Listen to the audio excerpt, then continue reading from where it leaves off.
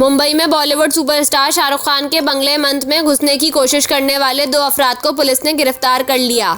भारतीय मीडिया के मुताबिक 2 अफराद ने मंच के बैरूनी दीवार कूदकर बंगले में दाखिल होने की कोशिश की थी।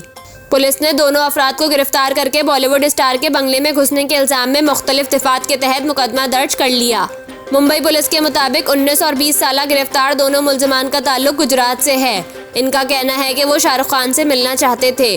पुलिस का कहना है कि मुलजमान से तफ्तीश की जा रही है। ताहाल दोनों के अज़ाइम के बारे में कुछ भी यकीन से नहीं कहा जा सकता।